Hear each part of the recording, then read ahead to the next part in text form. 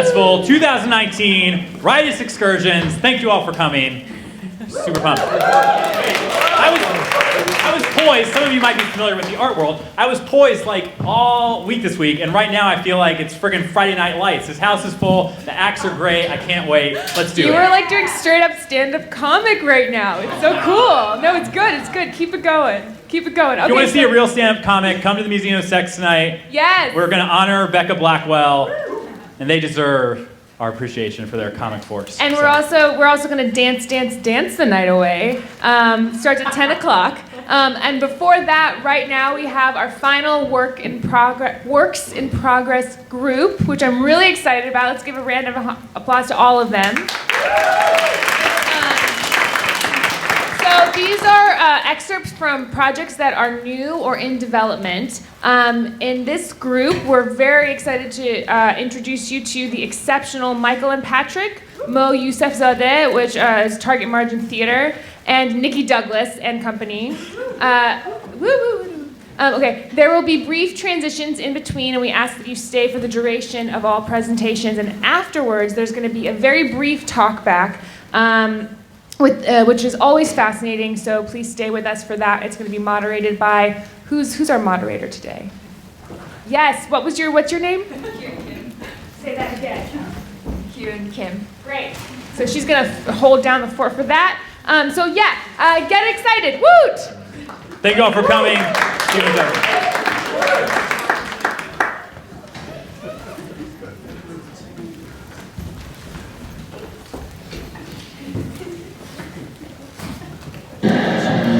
Now, shall we begin? Welcome to the PRELUDE Festival, live from Midtown East.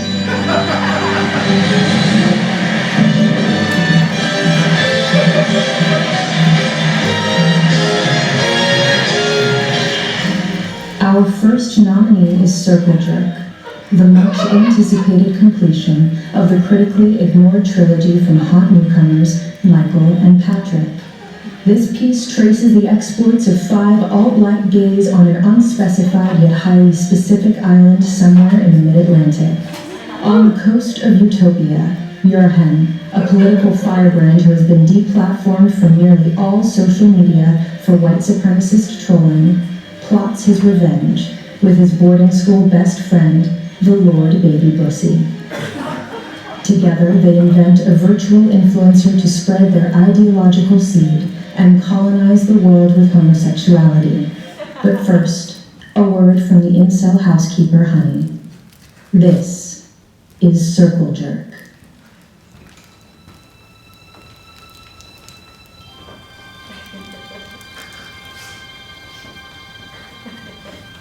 Don't feel bad for me. Seriously, don't. Everyone already does. Imagine a place where we were the majority. Not just the majority, the vast majority. 90% of the people. That's what you get here. A place where you're not the minority. A place where people understand who you are naturally. You don't have to explain yourself. You don't have to come out. Everyone you walk past is virtually the same. They like the same music. They dance the same way. They drink the same drinks. Our shared experience, that's what makes this place so calm. Like, it brings a sense, like the deer here. The deer here are so calm because they've never actually experienced a predator. There are no predators here. You don't have to worry about being brutalized here. You don't even have to lock your doors. You can just be who you are. And at the end of the day, after all the dancing and the music and the parties and the walks on the beach, that's what makes this place so special. You can just be here as a gay man. on Gaiman Island. Fuck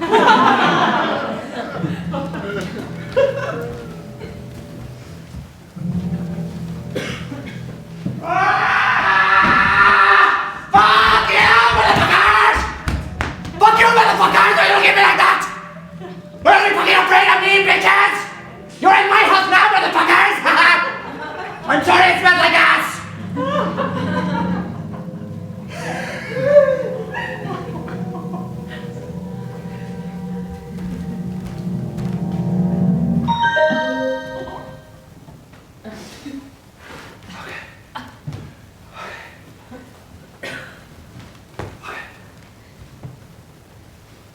Hey bitches, it's me, your Han. I've been kicked off Facebook, Instagram, Twitter, YouTube, LinkedIn, and so now you can find me here. Welcome to my TikTok channel.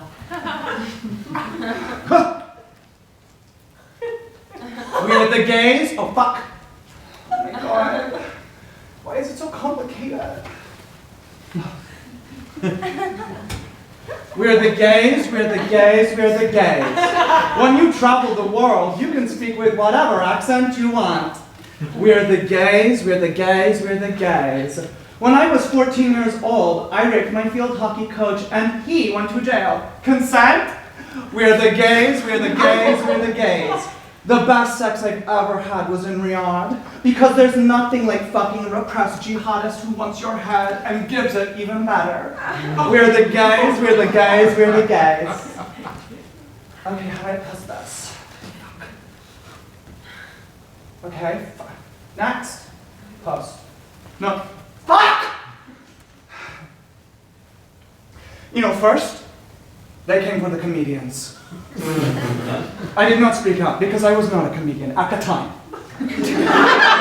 Then, they came for the straight cisgenderers. I did not speak out because I am not straight, and there is only one gender.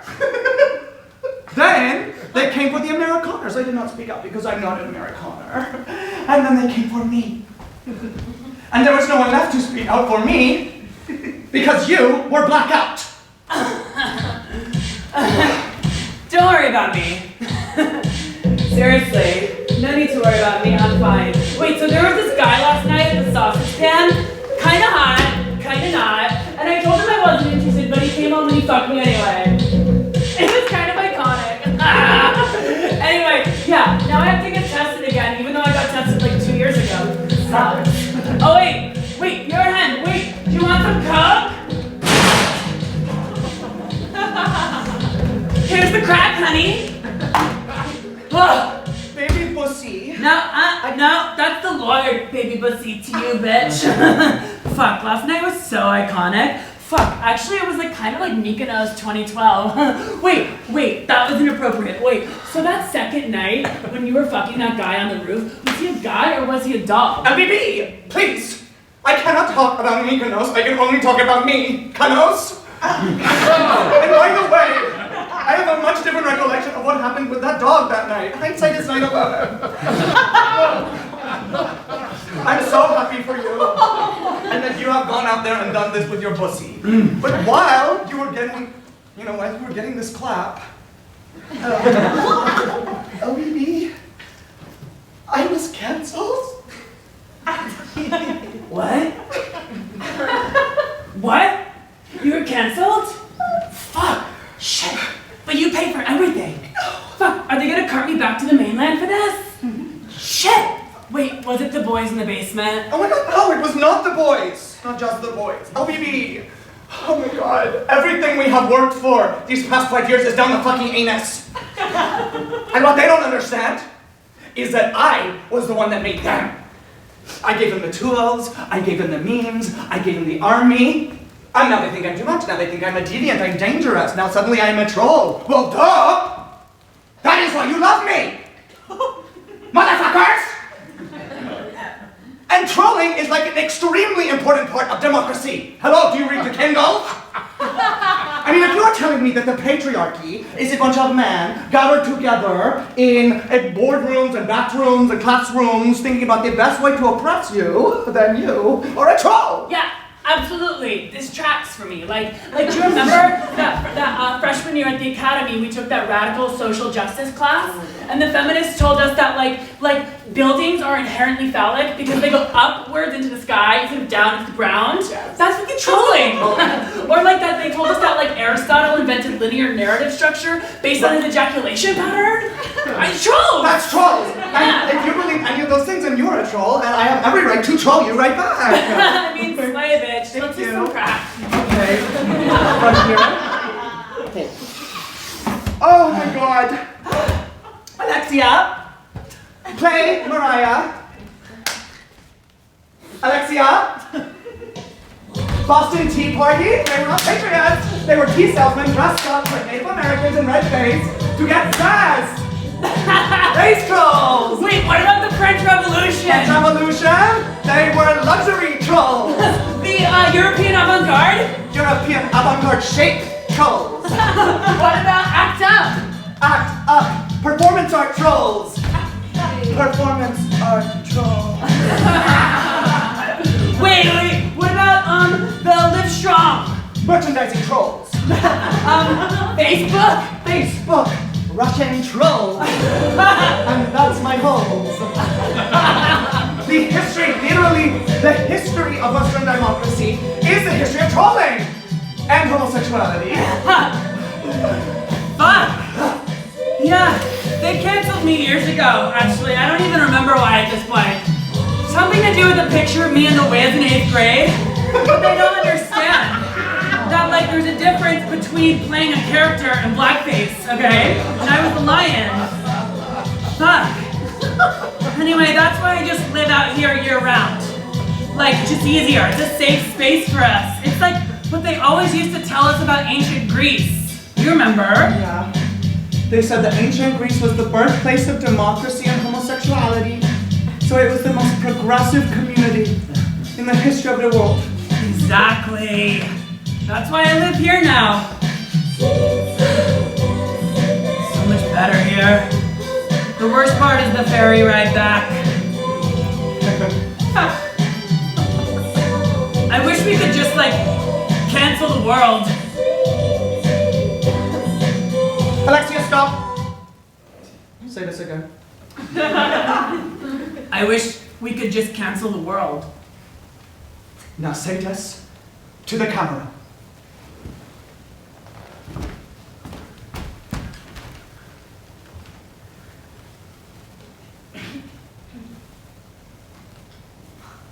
I wish we could just cancel the world. This is it. This is how I will avenge my people and take over the world. Yes! Yes! Wait, but how? LBB, listen to me. If you could live in a place that was just us, just the gays, and only the pretty ones like you and me, not just on Gaiman, but everywhere, would you? Would I still be a 6 out of 10? No, LBB. Beauty standards are created by straight people to oppress us. That is why they always say, why are those gay men so much prettier than straight men? They are saying this to trick us so that they can cancel us in the future. But what they don't know is that we are predestined to cancel them. We are the greatest species in the history of this world. And we will cancel the rest. And soon everyone will be just like us. And LBB, you will never be fat or ugly or stupid or a drug addict or an alcoholic or different ever again. Yes! Yes! Everyone will look like me! It's like Psych, where you are attracted to people with your same bone structure. And it's also like golf courses that are green with water. So your brain is like, I'm not gonna get attacked by a barrier. It is this exact same principle, only it is gay humans everywhere. Wait, but what about lesbians? Oh, Hold on, hold up. They like the outdoors. They like being together around like campfire. They like telling stories. Absolutely. We will reserve them a plot of land. And they can still like live together. Absolutely. LBB, concentrate. Camps. Yes. Yes. Yes, but how are we gonna do this? Like, no no one likes me and you're a white supremacist. We must invent someone. We must invent this exact person, like an exact perfect person that all of these libtards will want to listen to. And then we will take my talent and we will inject it into it. It will be me, but it will not be me, you know. It will be me, but it will be different. And yet at the same time, it will be more me than it has ever been. It will be a me. From the top and bottom and right and left side, under, top, and through. A me. A meme queen. I'll be me. When we finally do this, and when we finally have this attention span, we can prove exactly what we've always known to be true. That we, the gays, are the most important human gays.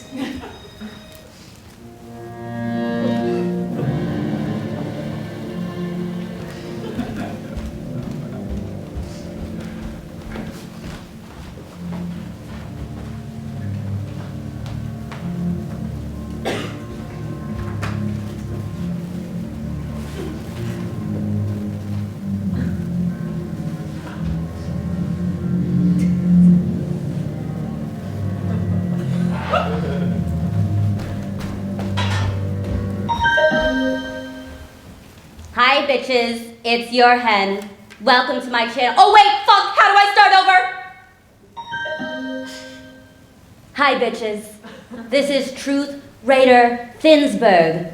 Welcome to my channel. It's tea time. Betsy Ross was actually born a man.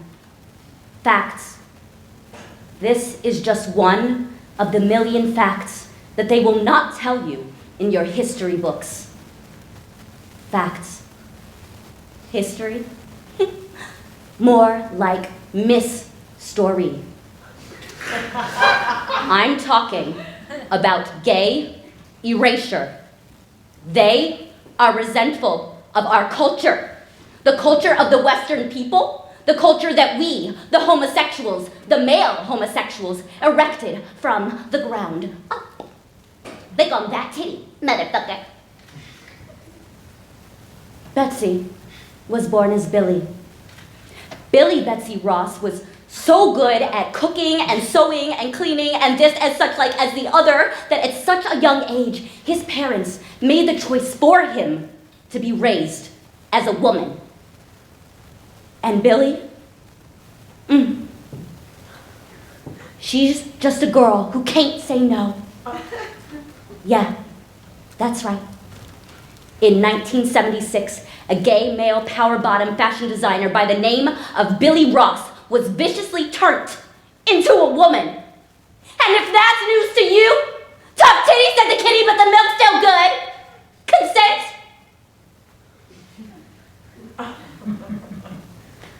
I happen to know an archaeologist. He dug up Billy's bones, and he determined the cause of his death, his age at the time of his death, and also his gender. Because gender runs bone deep. Facts. What else could Billy have done? If only he had been allowed to be raised as a gay man. The man that he was in his bones. I'm the key to our salvation. Let's create a big gay nation. Identity is the key, and my identity is me. A gay boy in a woman's body. Fuck it all! Come join my party!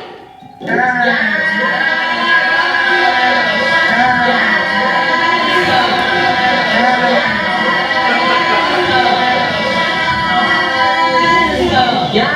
Oh my god!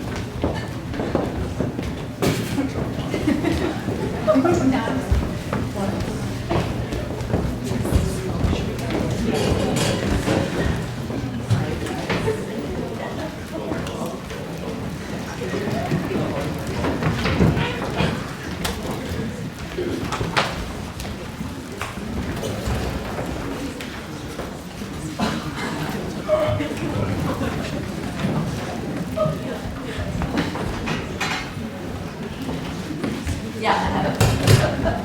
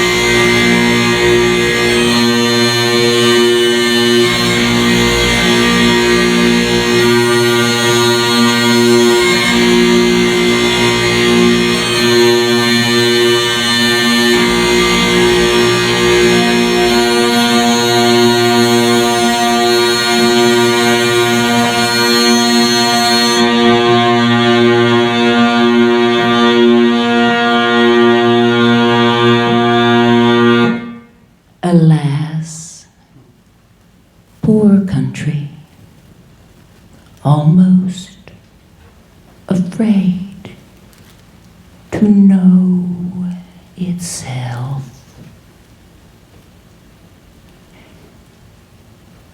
It cannot be called our mother, but our grave.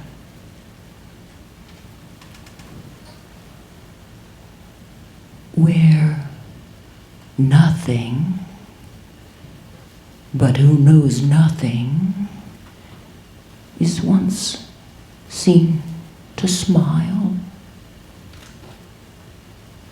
Where sighs and groans and shrieks that rend the air are made, not marked. Where violent sorrow seems a modern ecstasy.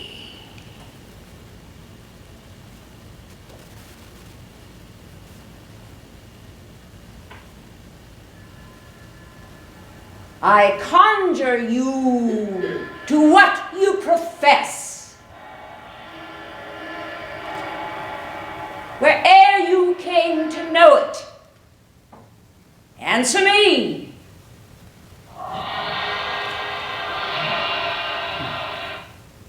Though you untie the winds and let them fight against the churches,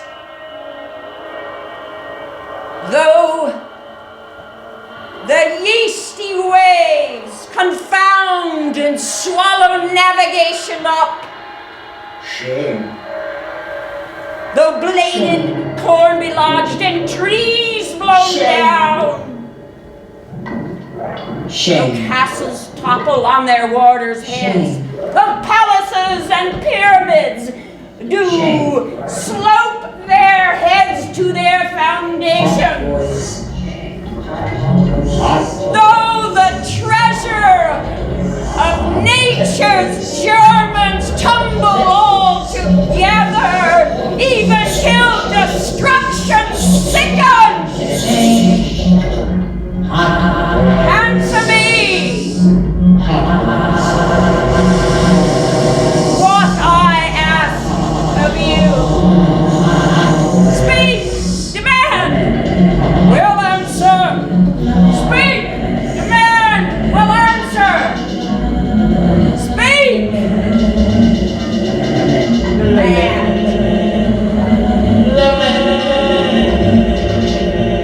will answer.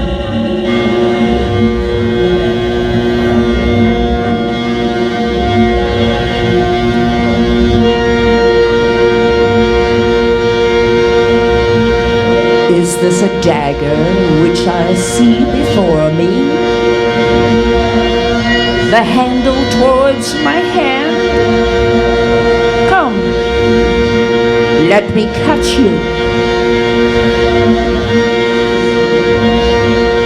I have thee not, and yet I see thee still.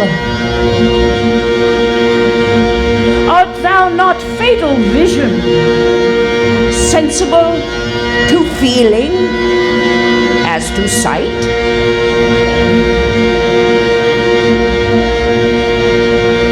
Or art thou but a dagger of the mind, a false creation proceeding from heat, oppressed brain? I see thee yet, in form as palpable as this which now I draw.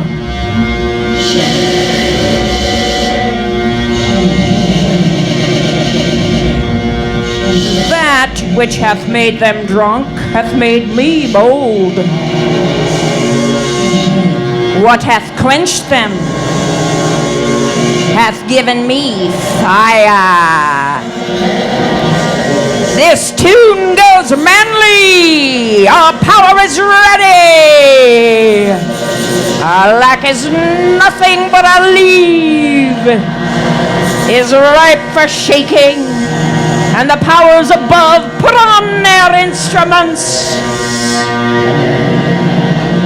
Receive what cheer you may. The night is long that never finds the day.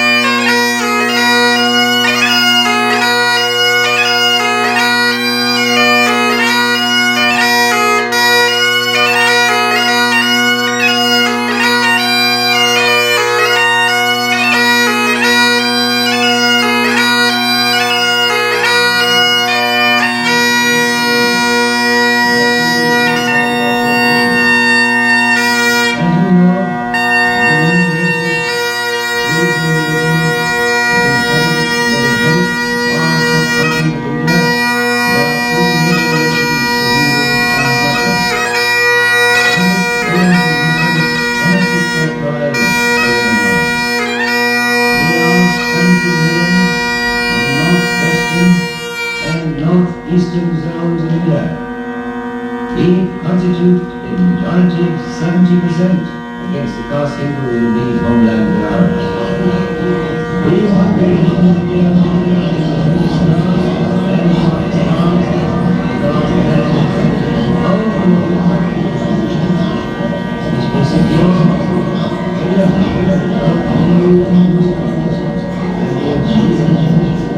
stable enjoying government in Pakistan. I'm confident we'll settle down as friends and neighbors like Canada and the United States and other sovereign states, both in North and South America. Hindu India and Muslim India must be separated, because the two nations are entirely distinct and different, and in some matters antagonistic to each other. Let me tell you some of the differences. We define our history, culture, language, architecture, music, laws, jurisprudence, calendar, and our entire social fabric of life. One India is possible we inevitably need the Muslim was transferred from the denominations of the tradition of the Muslim was never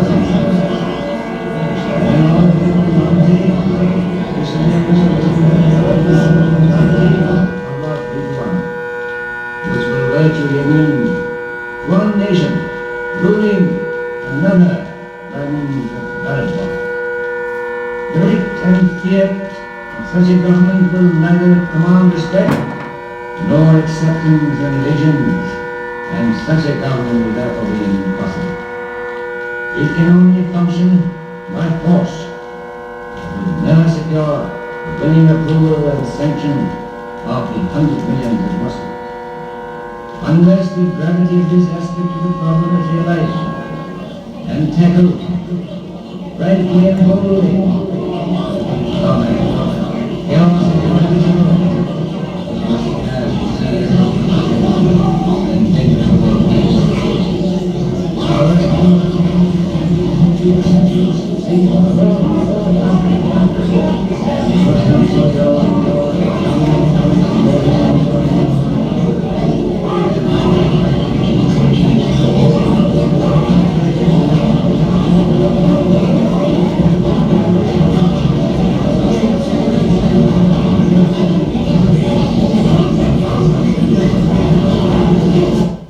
Muslims desire freedom more than anyone else, because love for freedom, fraternity, and liberty is the lifeblood of their existence. But freedom must mean freedom both from the British exploitation and Hindu domination. 100 millions of Muslims will never agree merely to a change of masters.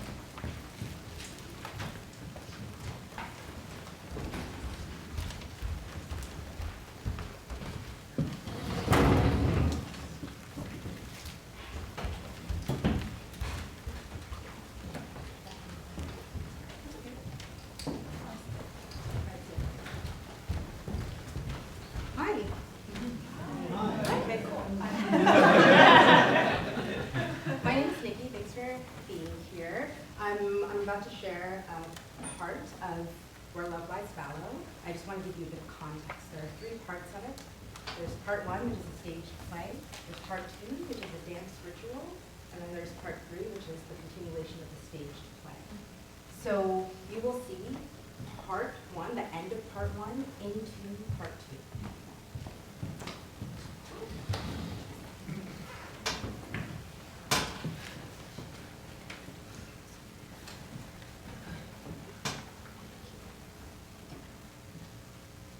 Nia told me that you're some of the smartest women she knows. We are. That's right. And that spending time with you tonight might help you with this thing I've been experiencing. And what thing is that? That nobody wants me.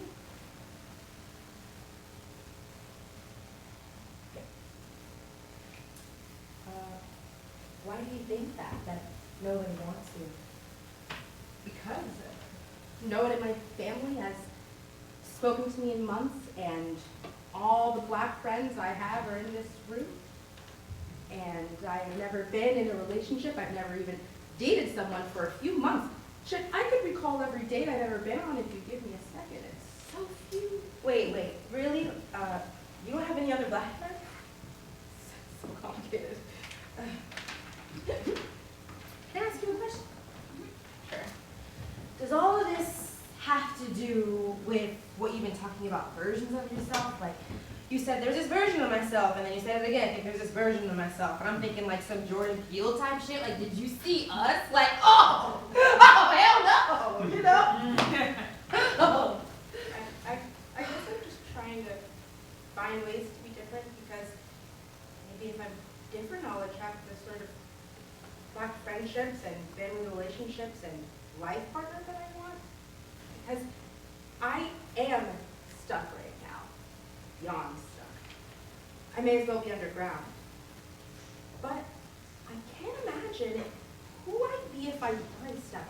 I know exactly what kind of dope friend I'd be, and what kind of loving daughter I'd be, and what kind of attentive partner I'd be. But all of these ideas are sort of visions of a different me are crowding my brain, and I can't think straight anymore. It's just too full. So let it all out. Be the versions of yourself that you see. I don't know how. How do you do that? How do you become the self you see in your mind? I don't. Please. I'm not qualified to provide legit. Sorry. I'm just having a really hard time. And I'm trying to not do that millennial thing where I over-articulate my emotions to the point of mania, but like, it's happening. I'm doing it. I feel betrayed by my childhood self. When I was little, I thought all of this was going to be so easy. Like, if I didn't find a partner in high school, I'd find him in college, and if not college, then at my first office job, and I'd have the same friends I met at Brown's Welcome Week for the rest of my adult life, and we'd all get pregnant together and fight about where to move after New York became too much, and I'm like, what the fuck? Who thinks like that? Who gets to live that life? Skinny people. Where did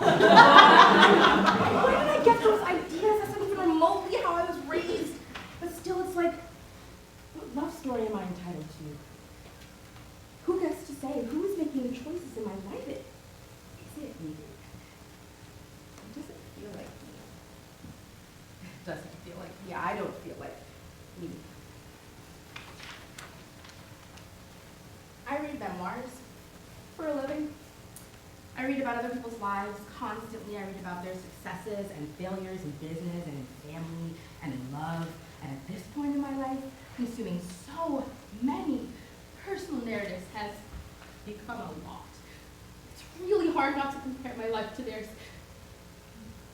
Anyway, right now I'm editing a memoir for an up-and-coming permaculturist, which I can acknowledge is an insane thing to say. I now know way more about the trends in organic farming than I ever thought possible, and I can use the word agroforestry in a sentence.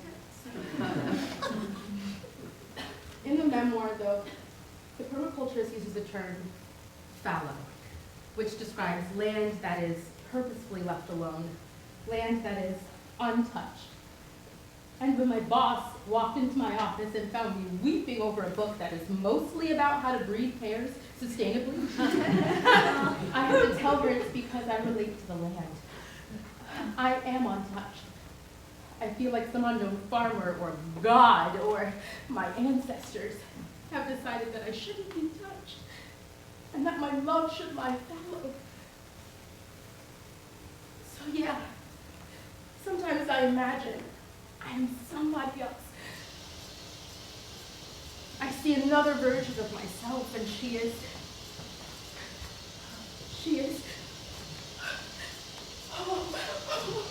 Oh, you see her?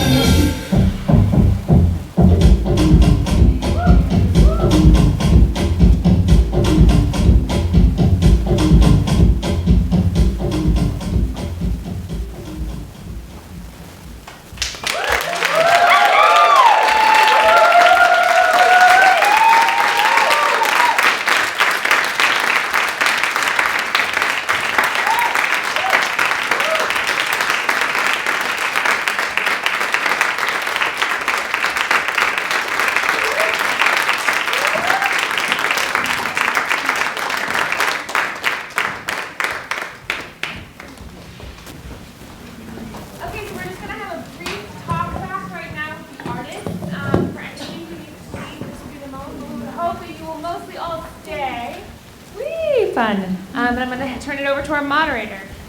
Hi, my name is Kyun Kim, PhD student, PhD candidate at the Graduate Center, and I really enjoyed watching all the shows and looking forward to hearing from the artists.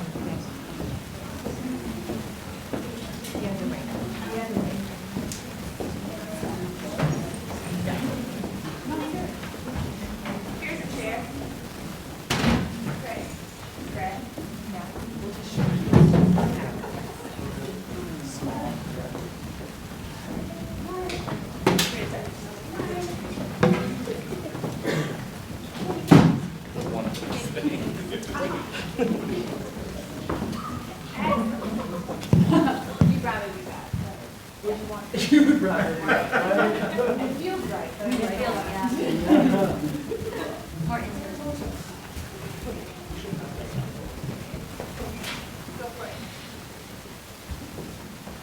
Okay, great. Hi everyone again. We have like a maximum 10 minutes. So I'm gonna ask a few questions, and if we still have some time, we'll for the audience. So to start off, I want you to introduce yourself quickly. I'm Michael Breslin. I'm one of the makers of Circle Jerk. I'm Kat Rodriguez. And I'm Patrick Foley. I'm Mo, Target Margin Theater. Brian Muller, Target Margin Theater. Nikki Douglas. Thank you. Did you have a chance to see each other's work? All of you performed, so was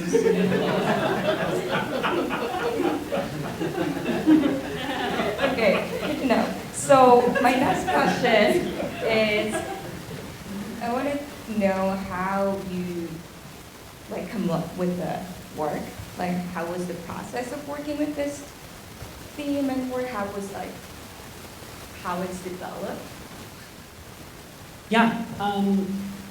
Do you want to start? Sure.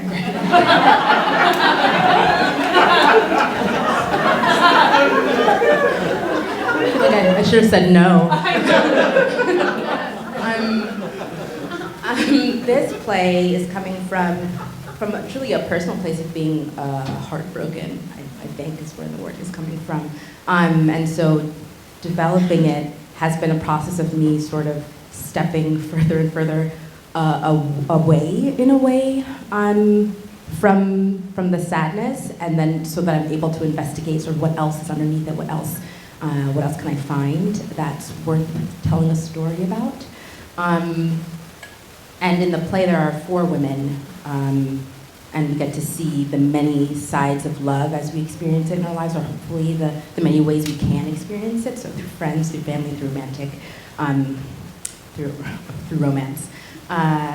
Yeah, and then there's a lot of dance inside of it because that helps me communicate. And the dancer you saw tonight, just now, Tatiana, is also, yeah, that's right.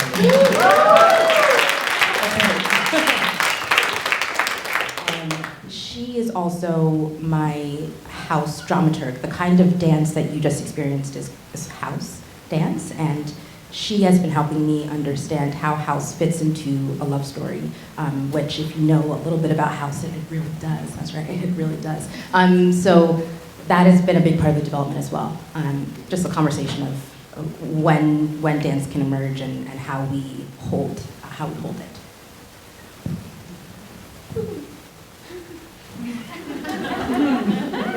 Great, what's the question again?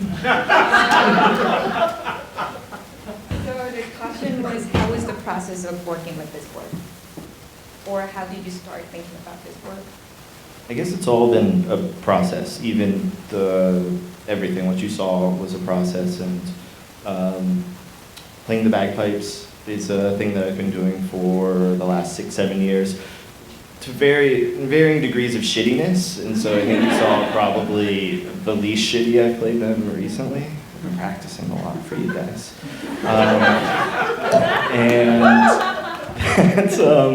There's Pakistan is the world's leading manufacturer of the Highland bagpipes, the great Highland bagpipes, which are the ones that I was playing. And I'm half Pakistani, and it's been this way of connecting to some cultural things and finding stuff. I don't think I found all the stuff in it yet. What else, Brian?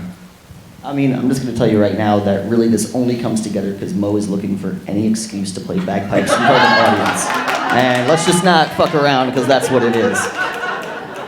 He'll find some great reasons why he has to play the bagpipes, given his culture, but ultimately he wants to come in here, make a bunch of noise, squonk at you, walk out, and then say that was pretty cool, man.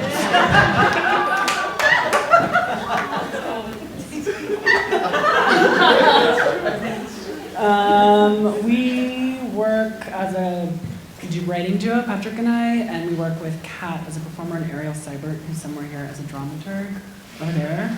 And for this one, we've never worked with a script or with necessarily a plot before. So we really went in the direction of plot with this one. So it's been an interesting process, figuring out things like character and plot. No, that's it.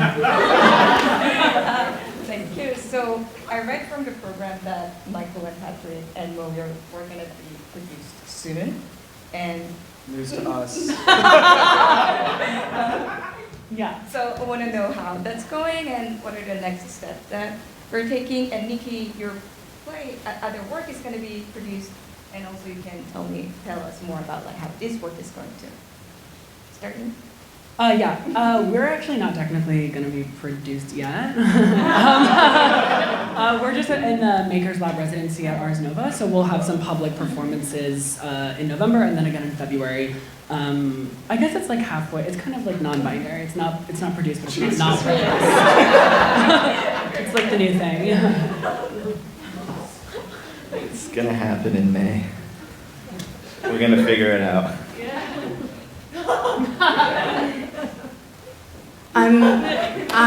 I will continue working on Where Love Lies Fallow at the Public and their Devised Theater Working Group, and I will keep developing it and figuring out what's possible. And then in January, if you're curious about the progress I've made, you can see it during Under the Radar.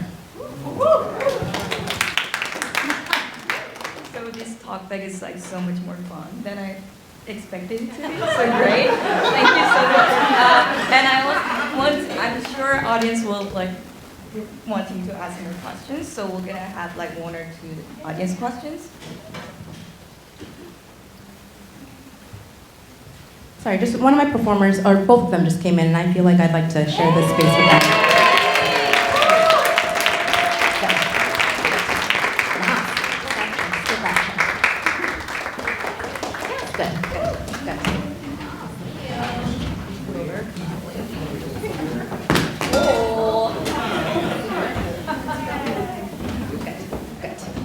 Got a question? That's right. Yeah, my question is for nicHi and her performers. Amazing work. Really, really beautiful.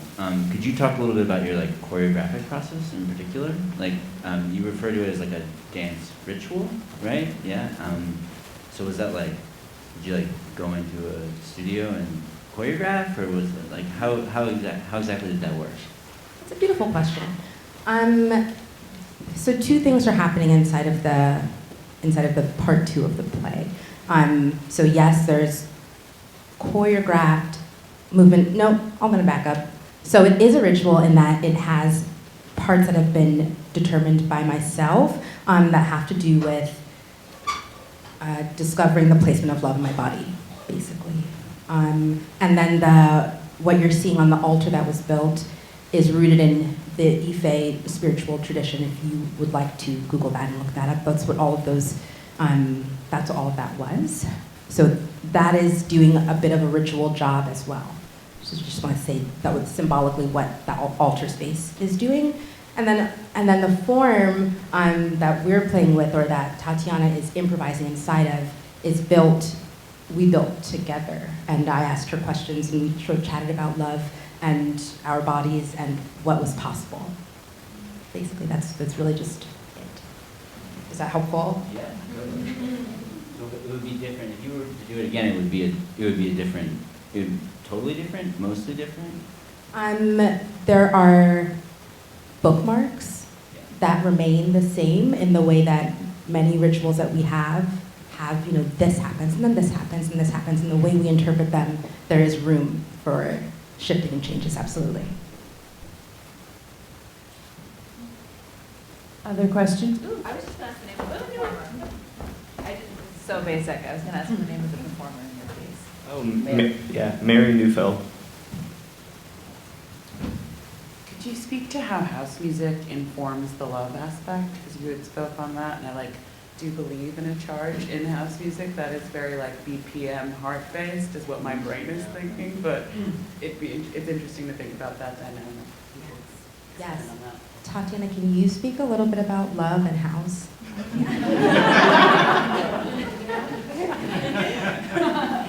Yeah, so house dance is about love. Of course, this art form emerged in struggle, so it's a safe space for, I would say, sorry, my English I'm from Switzerland, so just in case. So this art form was made for people of color, mainly LGBTQ community, Black people, Latino people, a safe space to release, to feel like they don't have to be accepted there. They are, and they can be whoever they want. So it's all about love. It's all about sharing energy in one space, no judgment, just be totally free. So this is fundamentally about love. If you have experienced house clubs in New York, because this is partly where it's from, you will feel that vibe, feel that energy. So people come there mainly to release their energy and then share with people. So I've created countless relationship through this art form without knowing the people and feel deeply connected. So it's really about that. And the last thing I want to add is fundamentally house dance is freestyle dance style. So there's of course vocabulary within, but the way we express it is through freestyling. Yeah. Other questions? Yeah, okay. Hi. For each of the productions, under the heading of experimental theater, what would you say, oh, my piece experimented this specifically? I'll just quickly say my piece experiments with form, that's all.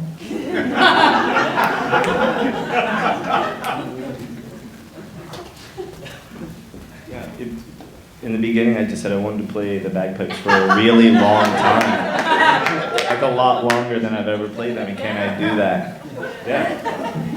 Also, as far as sonically, one of the things that's going on is sort of live sampling in real time, and so we never do the same thing, it's hit and miss, and I've missed many times. But so there's that aspect, the aleatoric aspect of each time, just capturing something Mary's saying and then screwing around with that. And so sonically, that's sort of one of our little experimental toys we wanted to bring into this. I would say that we're experimenting with tone. No, seriously. With tone, with politics, and on a kind of material level, we're working with TikTok a lot, the social media app, which experiments with tone. Thank you. We need to wrap up soon, and I'm really looking forward to watching the full versions of your shows soon. And thank you for the performers.